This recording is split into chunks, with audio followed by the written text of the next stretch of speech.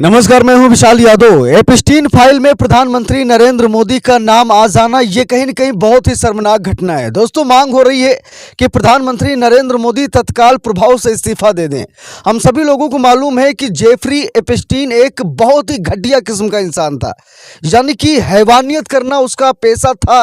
और हैरान करने वाली बात यह है कि मानव तस्करी, यानी कि जेफरी एपस्टीन ने अपना जो साम्राज्य बनाया था, आइलैंड बनाया था, वहां पर मानव तस्करी तक की जा रही थी। मासूम बच्चियों को नोचा जा रहा था, यहां तक कि महिलाओं को प्रेग्नेंट करके छोड़ तक दिया जाता था, मार दिया जाता था।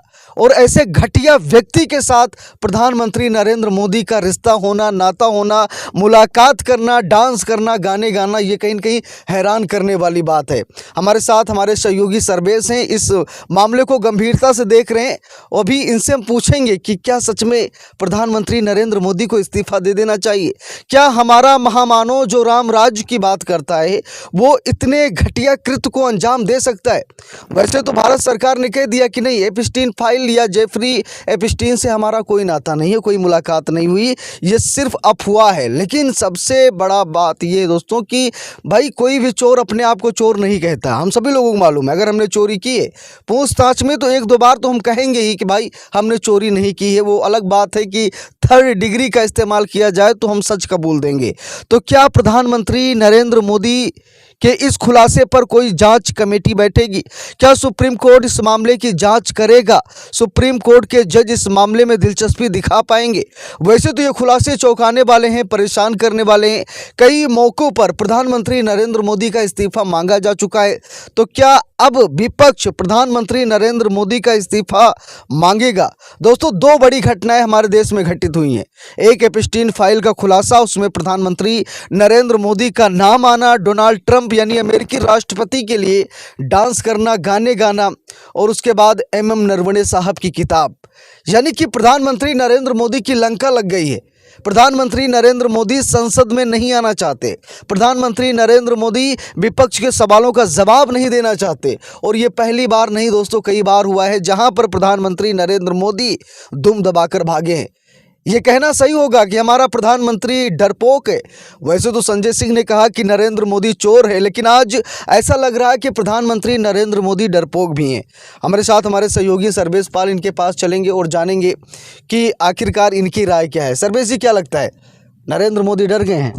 बिल्कुल, नरेंद्र मोदी डर रहे हैं और डर रहे हैं अपनी सच्चाइयों से जो छुपा रहे हैं। क्योंकि प्रधानमंत्री नरेंद्र मोदी जो हमेशा राम राज की बात करते हैं, उनका एपस्टीन फाइल में नाम आना बहुत शर्मनाक की बात है। हमारे देश के लिए और हमारे प्रधानमंत्री के लिए ये बहुत ही शर्मनाक की बात है। बिल्कुल हैरान करने वाली बात है। देश का कोई भी नागरिक इसे बर्दाश्त नहीं कर सकता। यहाँ तक कि अंधभक्तों की तो बात ही छोड़ दी जाए, क्योंकि वो अंधभक्त हैं, वो पोंपो बनाकर बैठे हैं अपना, तो वो तो मतलब सारे आरोप बेबुनियाद ही बताएंगे, झूठे बताएंगे। लेकिन अचानक नाम आ जाना, अमेरिका का खुलासा कर देना, मतलब ये सब कुछ अचानक नहीं हुआ है। यहाँ तक कि हमारे देश के बड़े बड़े उद्योगपतियों का भी नाम आया है। और दोस्तों, हम उस घटना का जिक्र नहीं करना चाहते जो हैवानियत से भरी हुई है, जो डर लगता है, सुनने देखने में डर लगता है। जिस तरीके से वहां पर अय्याशी की जाती थी, पूरा का पूरा आइलैंड बना हुआ था, हम सभी लोगों को मालूम है। जेफरी एपस्टीन तो इस दुनिया में नहीं है, लेकिन उसकी फाइल लगातार खुल रही है, लगातार खुलासे हो रहे हैं और चौंकाने वाले खुलासे हो रहे हैं। और मुझे तो लगता है कि आने वाले दिन में शायद देश में बहुत बड़ा आंदोलन होगा। हम लोगों को मालूम है, टीएमसी के एक विधायक हैं, उन्होंने प्रधानमंत्री नरेंद्र मोदी का इस्तीफा तक मांगा था। उन्होंने कहा प्रधानमंत्री नरेंद्र मोदी इस्तीफा दे दें, नहीं तो जो हाल श्रीलंका का हुआ ना, कि प्रधानमंत्री को, वहाँ के राष्ट्रपति को देश छोड़कर भागना पड़ा, इस्तीफा देकर भागना पड़ा।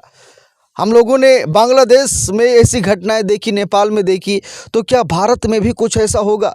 क्योंकि टीएमसी के विधायक ने तो साफ साफ कह दिया कि नरेंद्र मोदी भी इस्तीफा देकर देश छोड़कर एक न एक दिन जरूर भागेंगे। क्या लगता है सर्वेश जी, भागेंगे? बिल्कुल बिल्कुल, प्रधानमंत्री नरेंद्र मोदी को तो इस्तीफा दे देना चाहिए। ऐसे कृत्य अंजाम कर रहे हैं जो एपस्टीन जैसे फाइलों में इनके नाम आ रहे हैं। अगर भाई नाम आ रहे हैं तो कहीं ना कहीं तो एपस्टीन से आपका जुड़ाव था, तभी तो नाम आ रहे हैं, क्योंकि हर चीज़ें झूठी नहीं हो सकती ना। तो हम तो यही कहेंगे प्रधानमंत्री नरेंद्र मोदी को इस्तीफा दे देना चाहिए। अगर उनके जगह पे हम होते तो इस्तीफा दे देते। अच्छा, आप प्रधानमंत्री होते इस्तीफा दे देते? बिल्कुल दे देते भाई, हाँ। बिल्कुल। चलिए, सर्वेश जी कह रहे हैं कि अगर हम प्रधानमंत्री होते तो इस्तीफा हम दे देते। अब सबसे बड़ा सवाल ये है कि क्या प्रधानमंत्री नरेंद्र मोदी इस्तीफा दे पाएंगे? दूसरी बड़ी घटना ये है एमएम नरवणे साहब की किताब। एमएम नरवणे साहब ने अपने किताब में साफ साफ बताया है कि गलवान घाटी में कैसे हिंसा घटित हुई। एमएम नरवणे साहब ने बताया कि कैसे हमारी सेना के साथ सरकार का रवैया क्या है, यानी कि कुछ गुप्त चीज़ें हैं जो सरकार मनमानी तानाशाही कर रही ना, उस पर बहुत बड़ा खुलासा हो सकता था। लेकिन प्रधानमंत्री नरेंद्र मोदी ने एपिस्टीन फाइल पर मतलब विश्वास तो नहीं किया, लेकिन एमएम नरवणे साहब की किताब पर भी विश्वास नहीं कर रहे हैं। एमएम नरवणे साहब की किताब उसे पब्लिश की जाए। हम सभी लोगों की ये मांग है। गलवान घाटी में हमारे 20 जवान कैसे शहीद हुए, उनको शहादत मिली है या फिर हत्या कराई गई उनकी? कहीं कोई साठगांठ तो नहीं है सरकार की? इतनी बड़ी घटना घटित हो जाए, हमारे 20 जवान धोखे का शिकार हो जाएं, बड़ी बड़ी पहाड़ियों से उठाकर उनको फेंक दिया जाए, ये कोई सुनियोजित घटना थी या फिर अचानक से ये हिंसा हुई? अब ये जांच का विषय है, जांच भी ढंग की नहीं हो पा रही है। हम लोग देख रहे हैं जो सरकार के खिलाफ जाता है, चाहे सेना में हो, किसी संवैधानिक संस्था में हो, उसका क्या हाल होता है।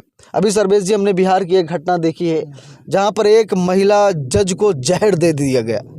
मतलब ये खबर आ रही है, अभी इसकी पुष्टि नहीं हुई है, लेकिन जिस तरीके से मौत के बाद उस महिला जज के मुंह से झाग निकल रहा था, उससे यही लगता है कि जहर खिलाया गया।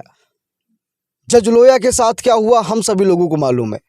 तो बात ये दोस्तों कि सरकार सबूत मिटाने के लिए, गवाह को रास्ते से हटाने के लिए ये सब कुछ कर रही है। जबकि कई बार ये कहा जा चुका है कि भाई ये देश संविधान से चलेगा, किसी मनुस्मृति या मनुवाद से नहीं, किसी की बाप की बपोती ये हिंदुस्तान नहीं है, 140 करोड़ देशवासियों का हिंदुस्तान है।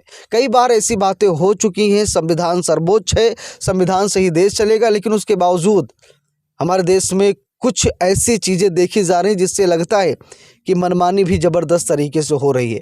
तो सर्वेश जी, इस मनमानी पर आप क्या कहेंगे, मनमानी तानाशाही पर? मनमानी तो खुलकर हो रही है, और जो मनमानी कर रहे हैं, ये मोदी सरकार इतना अपनी सच्चाइयों से डरती क्यों है?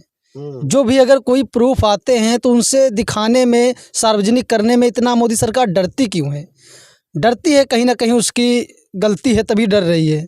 अपनी गलतियों छुपाने के लिए वो डरते हैं, इसलिए कोई भी ऐसा खुलासा नहीं करना चाहते, सार्वजनिक नहीं करना चाहते जिससे उन्हें फंस सके।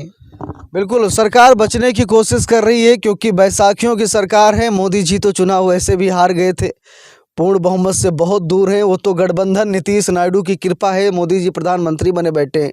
तो ये गठबंधन की सरकार है, बचाने की कोशिश की जा रही है क्योंकि प्रधानमंत्री के दावेदार बहुत तैयार हो रहे हैं। तो इसीलिए पूरी कोशिश की जा रही, सिस्टम को हाईजैक किया जा रहा है, संविधान को रौंदा जा रहा है कि किसी भी तरीके से अपनी कुर्सी बचा ली जाए। तो इस पूरे मामले पर आप सभी लोगों की क्या राय है, कमेंट करके ज़रूर बताइएगा। वीडियो को लाइक शेयर, अगर चैनल पर नए हैं सब्सक्राइब करके सपोर्ट कीजिएगा।